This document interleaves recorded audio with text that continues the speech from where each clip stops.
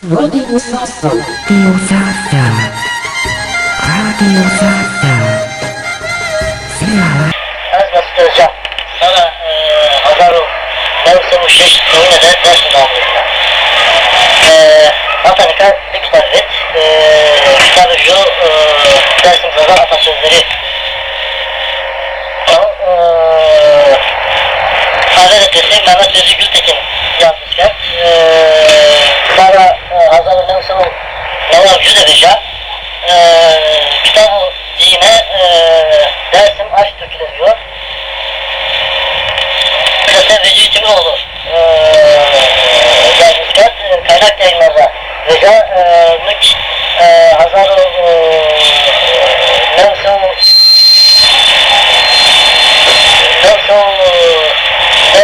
Mucine'de Veca kitabı Dino Vanatlı kitabı Din Estevju Sarenci Zazaca çekiyor. Yüyemeyi Genel Kurmay belgelerinde ders bu.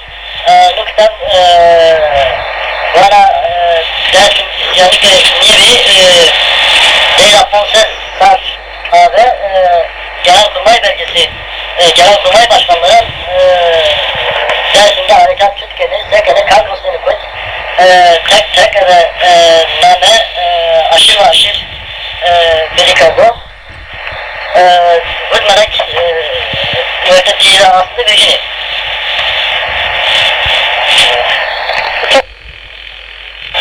Konuşalım bundan sonra Türkçe olarak yapalım. Bu çalışmaları hangi kaynaklardan öğrenerek ve hangi amaçla yönelik olarak yaptığımız olacak. Şimdi ben bu çalışmalara esas olarak 1991'de başladım. Zaten kitabın çıkışları 1992 ama 1992'nin hemen başladı bu aşağı yukarı. Ben bir süre Tunceli'de gazetecilik yaptım. Gazetecilik yaptığım dönemlerde yöre halkıyla iç içe yaşadık. Hangi gazetede çalışmıştın? Önce 2000 Anadolu'da çalışmıştım. Sonra bir süre Özgür Günler'de çalışmıştım. Bu yıllarda halk kültürüyle ilgili araştırmalara giriştim. Ve özellikle kitaplarda bütün şeyleri halkın ağzından aldık. Yani herhangi bir yazı kaynağı başvurmadan ya da yazılı olan bir şeyden alıp kitaplaştırmadık. Bu bakımdan sözlük çok önemli bir yer tutuyor. Sözlükte aşağı yukarı hiçbir yazılı kaynağı başvurmadık ve direkt halkın ağzından tek tek kelimeleri ya da sözcükleri tek tek alıp biz karşılıklarını bularak 6-7 senede tamamladık. Mesela bunları yaparken herhangi bir yardım da almadık. Şu anlamda almadık. Bu çalışmalara tek başıma girdim ve tek başıma şu aşamaya kadar getirdim. Bundan bu sözcüklerin toplatılması olsun, ya da toplanması olsun, ve alfabetik sıraya getirilmesi olsun, birkaç kez sıradan geçme olsun, bayağı bir emek verdik buna. Buradaki esas amaç benim kendime göre olan bir şey. Buradaki insanların ya da var olan kültürü ya da kaybolmaya yüz tutan kültürü biraz da olsun, bir nebze de olsun ayakta tutmaya yöneliktir. Güneydoğu'da bakıyoruz biz, Güneydoğu'da, Güneydoğu'nun köylerinde, Doğu'nun köylerinde Zazaca konuştuğu için ya da Kürtçe konuştuğu için ya da Türkçe konuşmadığı için öldürülen insanlar var hala. Ama büyük şehirlerde görüyoruz biz bunu. Belki o köyler Türkçe konuşmayı bilmeyen insanlar, Kürtçe konuşan insanların öldürüldüğü o dil yüzünden bizim bu yeni yetişen kuşaklar ya da büyük şehire gelen kuşaklar barlarda, diskolarda, şunlarda, buralarda o türkülerle halay çekiyorlar, o türkülerle kadeh tokuşturuyorlar. Peki kültürünüzü ne sayarınız Zazaca olarak kadar? Türk kültürüyle yetiştiklerinizi, yani yüzde kaç olarak Zazaca kültürüyle yetiştiğinizi söyleyebilirsiniz? Şimdi ben ağırlıklı olarak Zaza kültürüyle yetiştiğimi sanıyorum ya da öyle iddia ediyorum. Ben kültürümü yaşla sınırlı değildir ya da yaşla orantılı değildir. Yani Türk kültürünü, Zaza kültürünü uyarlamak yerine Zaza kültürünü Türk kültürüne uyarlamak gibi bir yaşayış şeklim vardır. Yani nedir ben Zazaca'dan Zaza olarak davranışlarım neyse, hareketlerim neyse Zaza toplumu içinde ya da kültürüm neyse Zaza toplumu içinde ya da yemek yiyişim, Zaza'nın yemek yiyişi neyse Türklerin içinde onların gelenekleri, görenekleri, adetleri böyledir diye öyle yapmam. O şekilde. Peki yeri gelmişken söyleyeyim. Yemek kültürüyle ilgili bilgiler var mı araştırma? Zaza yemek kültürüyle ilgili. Şu anda öyle bir çalışmam yok.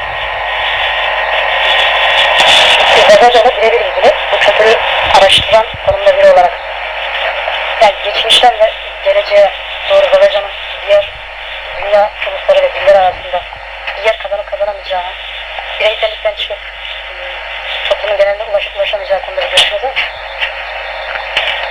Şimdi çoğu kişi Zazaca'nın öyle bir dil olduğunu söylüyorlar ve bizim çalışmalarımızı ya da benim çalışmalarımı olan aşağı yukarı herkes böyle der. Yani dil aşağı yukarı silinmiştir, ayakta tutulması ya da ayakta durmasından zor gibi der. Şöyle bir şey var yani ilk etapta bir takım şeyler hep bireysel şeylerle gider. Bir takım şeylerle bireysel olarak ilgilenirse ama bir dönem sonra o işte birkaç kişi olur ya da vakıflaşır, dernekleşir, kitleselleşir gibi geliyor bana. Bana göre bu din Zazaca yok olup gitmeyecek. Yani silinip gitmeyecek. Bunu sırf kendi bireysel çabam ya da kendime güvenerek söylemiyorum bunu. Bu yönde önemli çalışmalar vardır.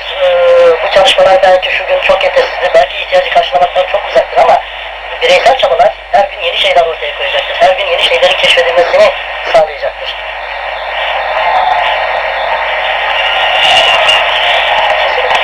Bundan sonra çalışmalarınız ne öyle devam edecek? Bundan sonra benim hedeflediğim bir çalışma var. O da yine Dersim Türkleriyle ilgili bir çalışmadır ve özellikle Dersim 38 ağıtlarını ki aranızda ayağı budur. Dersim 38 ağıtlarını ondan sonraki bu aşiretler arası ya da aşiretlerle ilgili türkülerdir, söylencelerdir. İlk etapta sözü çıkarabildiğimiz takdirde yani o da aşağı yukarı bitmişlerdir. Bundan sonraki en büyük amacım budur. Dersim türkülerine ulaşabildiğim ölçüde ulaşıp bu türküleri yazılı bir hale getirmek. Bunun dışında halk öyküleri, halk hikayeleri vardır. Benim elimde vardır 6-7 tane ve çok güzel hikayelerdir bunlar. Bunları derleyip Türkçe çevirisini yapıp yazılı bir hale getirmiştir. Bu türkülere derleme yoluyla mı ulaşmayı düşünüyoruz yoksa şu kaynak araştırması yapmak yoksa kaynak yok? Şimdi kaynak yok. Bu çok zor bir çalışma olacak. Bunun farkındayım ama birkaç ay ya da birkaç sene Tunceli'ye gidip ama çok yakın bir zamanda çünkü bu bakımdan yazılabileceğimiz insanların sayısı bellidir ve bunların da ne kadar yaşayacakları ya da ne kadar sağlıklı bilgiler vereceği belli değil. Şu en geç birkaç yıl içinde birebir ilişkiler dolayısıyla gidip oralarda bu olayı yaşamış, bu konuda derin bilgileri olan insanlara ulaşıp bu tür derlemeler yapmaktır. Bundan sonraki çalışmalarınızda başarılar dilerim.